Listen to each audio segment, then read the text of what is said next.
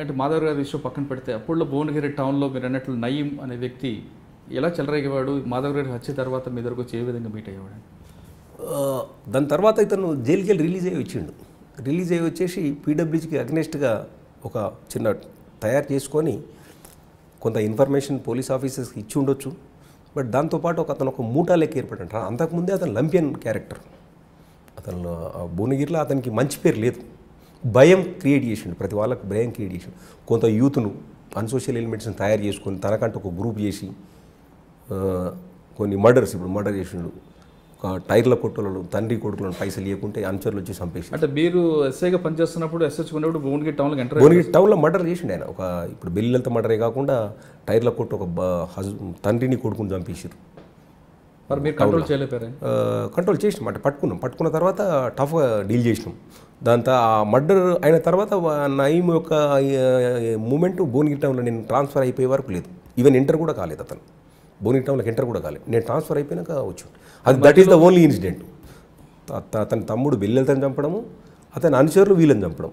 ఇక దాని తర్వాత ఇన్సిడెంట్స్ కాలేదు ఆ పీరియడ్. కానీ మధ్యలో మీ దగ్గరకు వచ్చి మీకు ఏదో ఇన్ఫర్మేషన్ ఇస్తానంటే మేము అంటే ఇప్పుడు మనం రిస్ట్రిక్షన్స్ పెట్టినాం. వాని యొక్క అనుచరులను తీసుకురావడం, ఇబ్బంది పెట్టడం, అంటే ఎట్లా చట్ట ప్రకారంగా ఉండాలని వాళ్ళని బౌండరీ చేయడం.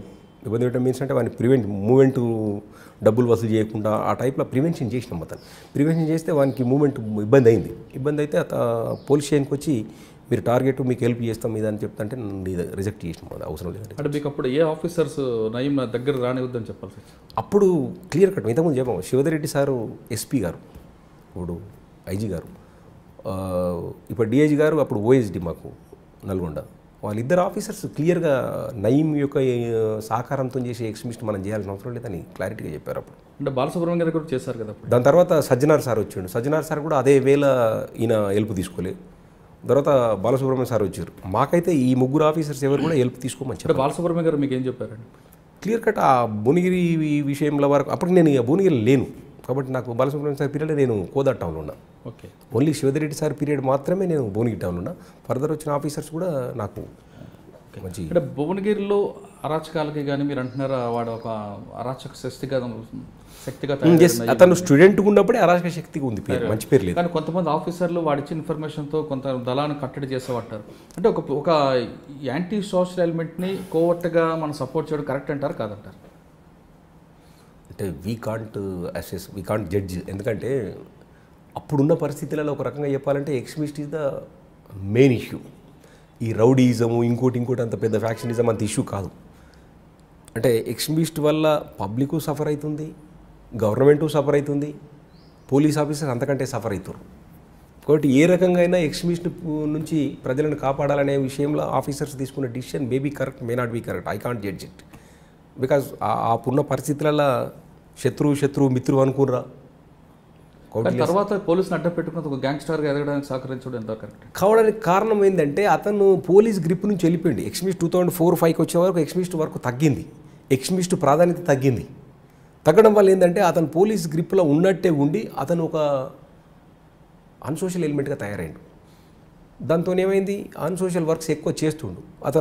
అతని మకాం సిటీకి మార్చిన తర్వాత భువనగిరికి కాన్సన్ట్రేషన్ తగ్గింది. అంటే ఎవరి గ్రిప్లో ఉన్నాడా అనేది అర్థం కాకుండా పోయింది. అతను కొంచెం ఎదగడానికి అవకాశం వచ్చిందేమో అని అనుకుంటున్నాను యాజ్ ఏ పోలీస్ ఆఫీసర్. ఫైనల్గా అతను భువనగిరి నయీం ఎపిసోడ్ వరకు వచ్చేసరికి నయీంని ఎన్కౌంటర్ చేయడం కరెక్ట్ అంటారా కాదంటారు? It's true, correct. ఎందుకంటే ఎక్స్చేంజ్ ఆఫ్ ఫైర్లో నయీం చనిపోవడము నాకు తెలిసినప్పుడు ఒక సింగిల్ పర్సన్ కూడా బాధపడలేకుండా ఉండొచ్చు. ఎందుకంటే సొసైటీకి వ్యతిరేకంగా చేసే ఏ మనిషి చనిపోయినా ప్రజలు సంతోషిస్తారు.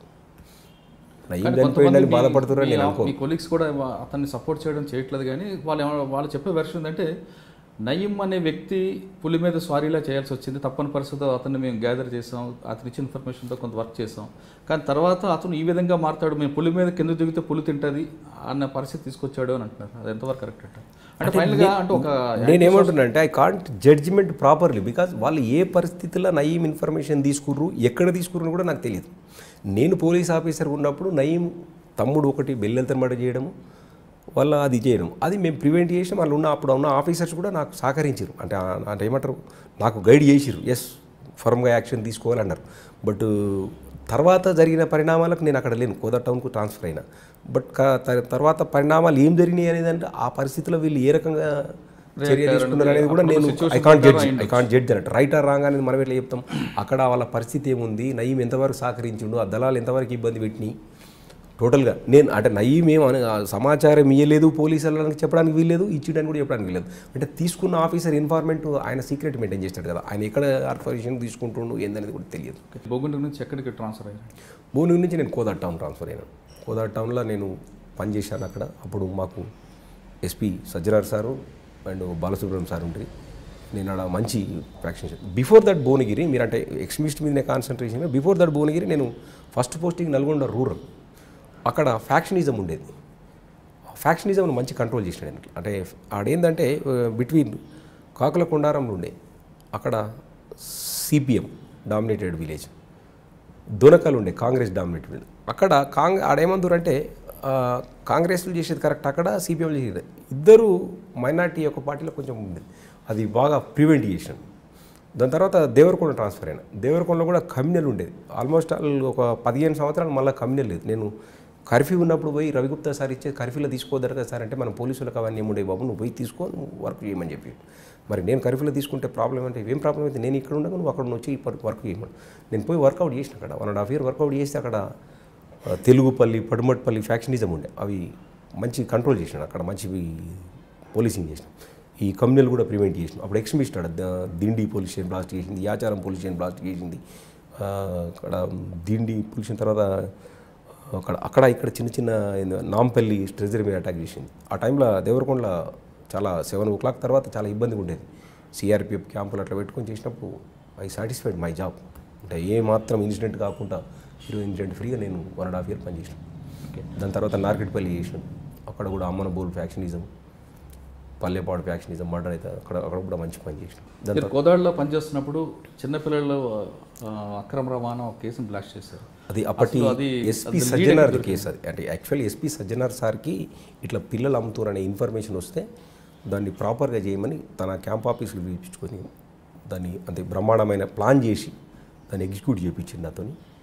అది సక్సెస్ఫుల్గా మేము పర్చేజ్ చేసి తెచ్చాము. నేషనల్ మీడియా కూడా బాగా కాన్సన్ట్రేషన్ చేసింది. అసలు ఏంటంటే కేసు ఏంటంటే ఒకసారి అక్కడ ఉన్న డాక్టర్ గిరిజా గారు, అక్కడ ఉన్న ఎస్సీ ఎస్టీ అమ్మాయిల పిల్లలు, ఆడపిల్ల పుడితే పాపం డ్యూ టు పావర్టీ వాళ్ళు కొంచెం అంటే సాధకుండా ఉంటుంది. ఆమె ఏదో కొన్ని పైసలు ఇస్తూ ఆ అమ్మాయిని తీసుకొని నేను వేరేటోళ్ళకి ఇస్తున్నా కదా, నేను చేసే తప్పు కాదు అని అనుకునేది అన్నట్టు.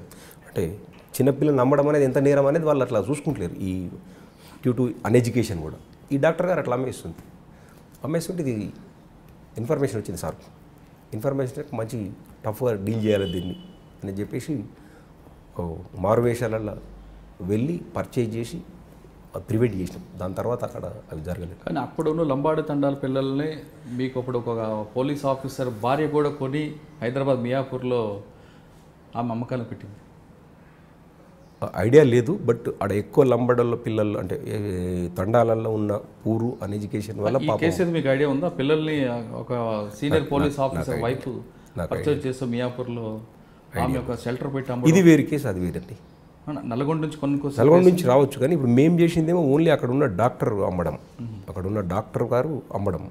ఆ డాక్టర్ నుంచి ప్రివెంట్ చేసిన అంటే మెయిన్ డాక్టర్ కాబట్టి ఫస్ట్ ఆమె దగ్గర డెలివరీకి వస్తారు కాబట్టి ఆమె నుండి ప్రివెంట్ చేసినాం. అప్పుడున్న పోలీస్ ఆఫీసర్ ఆ కేసుని డిటెక్ట్ చేసినాం, రిమాండ్ చేసినాం, యాక్షన్ తీసుకున్నాం. అంటే అక్కడ ప్రధానంగా ఆర్థిక కష్టాలు, అక్కడ ఉన్న అంటే గిరిజనుల యొక్క ఆర్థిక ఇబ్బందులు ఒకటి, అన్ఎడ్యుకేషన్ అంటే వాళ్ళకున్న రిజర్వేషన్లు ఇవన్నీ చూసుకోకుండా ఈ అమ్మాయిని పెంచి మేము పెళ్లి చేయడం మాకు భారం అవుతుంది అనే ఉద్దేశంలో వాళ్ళ పాపం అమ్మేద్దరు.